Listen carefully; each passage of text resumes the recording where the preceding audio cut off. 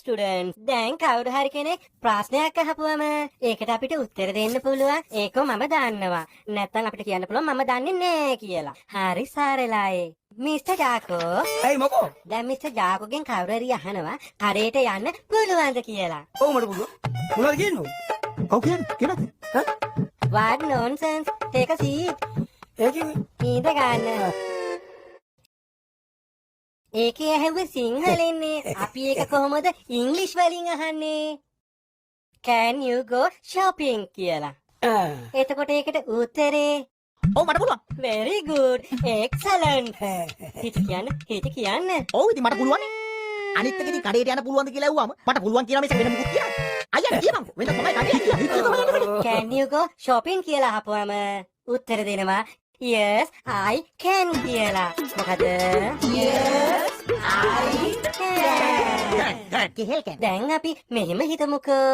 කවුරු හරි දන්නේ නැති කෙනෙක් ගැන විස්තරයක් අහනවයි කියලා.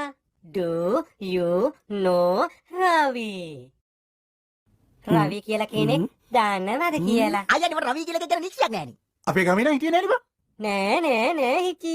මේ ඔයාලා දන්නේ නැති කෙනෙක් ගැන. එතකොට කියන්නේ I don't know කියලා. I don't know. ඇත්තටම නිර්වාස මහත්තයෝ මොකද ඔය I don't know කියන්නේ? I don't know කියන්නේ මම දන්නේ නෑ. අන්න බලන්න අක්කේ. මූ බොරු ඉංග්‍රීසි කාරෙක්නේ. දැන් මූ දන්නේ නෑ I don't know කියන එක. I don't know කියන්නේ මම දන්නේ නෑ. ඒක තමයි අපි කියන්නේ. ඔබ මේක දන්නේ නෑ. ඒ උදේට කොහොමද මේක උගන්නන්නේ? මේක උගන්නන්නේ කොහොමද? මේකේ අයියෝ යන්නේ නැයිද? උඹලා ඕන කුදියක් ගහගෙන මූ එක. කලබල කරන්න. දෙමම යන්න. ඒ උදේට කොහොමද මේක උගන්නන්නේ? I don't know. උදාහරණයක් දන්නේ බා.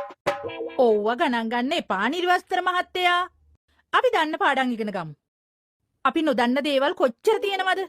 ඒ වුණාට අපි දන්නවා වගේ ඉන්නවනේ.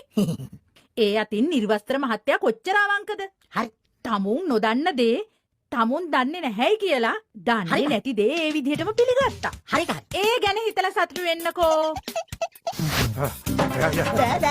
බෑ.